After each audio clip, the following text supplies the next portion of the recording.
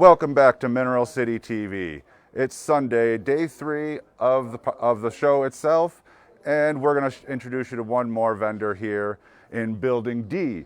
We're going to go in to talk with Pedro and Selena about his pyrite family-owned business in Navajun, Spain. Everyone's familiar with these pyrites, the beautiful cubes that come out.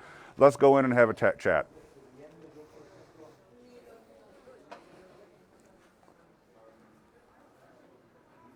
As we walk through, you can see the beautiful rooms still open up for business everywhere.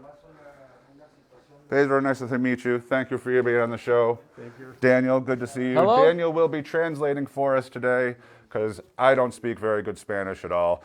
So, can you tell us a little bit about your family and the mine? Quisiera decir un poquito de la familia y de la mina. Sí, bueno, la mina la descubrió mi padre en el año 1965. Que es cuando So mine was discovered by his father in 1965. nos concedieron un permiso de investigación y en el 1970 ya empezamos con un permiso de explotación. An investigation permit was given in the 1970s for them to explore the area. And in 1971, 70, sí. y en qué año ya empezaste la... 70. And the same year, there was a permit for exploiting the mine Hasta hoy en día. until nowadays. And still running on the same And permit. still running, Yeah, yes. Great. Can you tell us a little bit about how the pyrite cubes form? Que si les puedes platicar un poquito de cómo se forman las piritas. Bueno, las piritas se forman. La pirita es un bisulfuro de hierro. So pyrite is an iron sulfide, and Tiene 2 átomos de azufre por 1 de hierro. so it has 2 atoms of sulfur for each one of iron. Entonces, todo el azufre es orgánico. So the sulfur, it's organic. Sí, todo este material está en Meaning- una superficie de inundación. What that means is it was, all this material was in a flooded area. Sabemos que se hunde y al hundirse unos 750 metros It aproximadamente, collapses, in the tectonic plate collapses, and it goes 750 meters underground. tenemos presión, tenemos temperatura You have pressure, you have temperature, y eso son es decir, todas las formas adecuadas para que los cristales empiecen so a crecer. that was all the conditions that the pyrite needed. There were perfect conditions for the pyrite to start crystallizing into the perfect cubes. Yeah, the cubes are incredible. Everyone's familiar with these cubes. Let's take a look at a few. Absolutely. Well, welcome to our showroom. Thank you. We're very happy to have you guys here. We're going to just scan across and show some of the fantastic larger specimens that you have. Some great twinning going on, stacks, just awesome stuff. Yeah, so among our pyrite cubes, you're going to see a lot of variety. You know, you're going to see smaller crystals, you're going to see larger crystals. And one of the really cool things that you're going to be able to see is like this specimen that you're about to see. It's a cluster, which is composed of many crystals attached to each other. Then we also have the twin crystals, which is more specimens like this one I'm going to be holding, in which you can see the penetration between 2 crystals. Those are my favorite. Those ones are some of our favorites too for Pedro and me, because you know they're the cleanest ones. And once you get over the fact that it's actually a perfect cube in nature, to find a cube that comes out of another cube, it's unbelievable. Yeah, no, it's great. You know, I don't think it's, if you don't have a mineral background, and even when you do, it's still hard to believe these are natural the first time you see them. People quite often ask me when they see them in my shop or at shows, you know, oh, is that carved? Is that shaped? And I got to go through the whole explanation to make sure they realize that Yes. this happens in You see, nature. and I think that's the beauty about it. You know, I've never seen that as a constraint or a problem for us.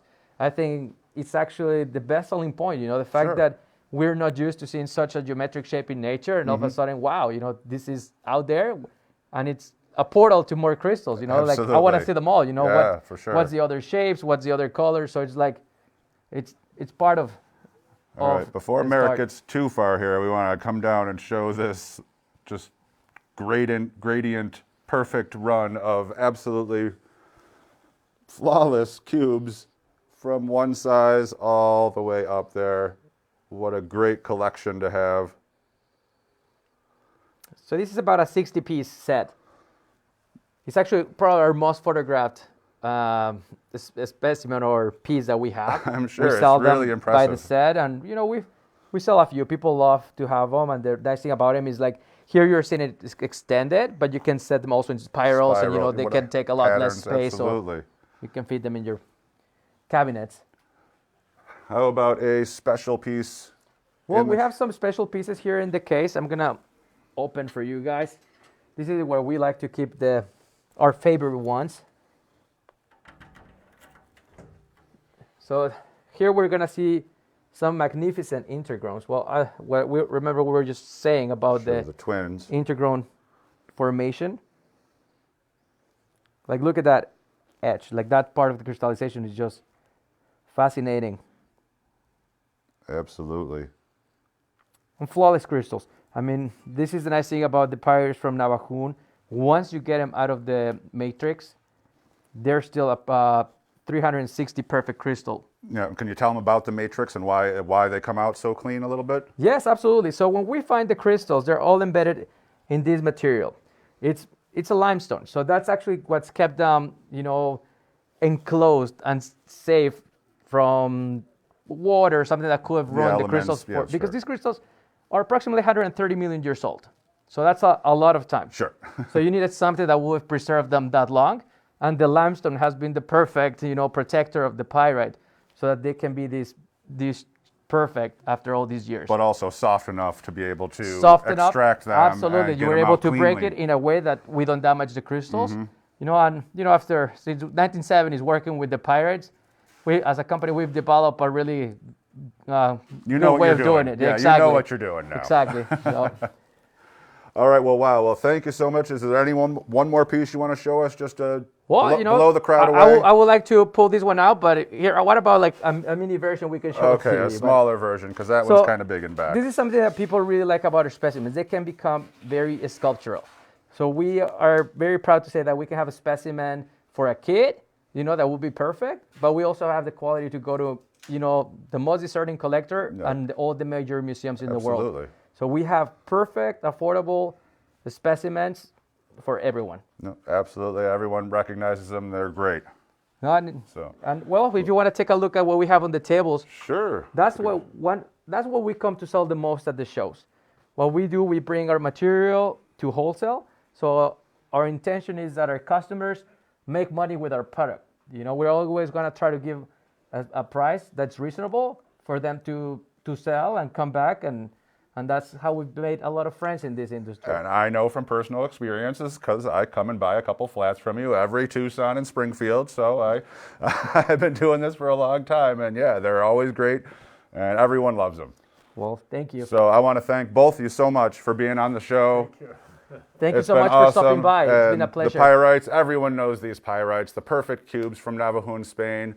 This is our last show for today, but we'll see you again tomorrow morning at 11 a.m. Mountain Time, Mineral City TV. Thank you, everyone. Thank you.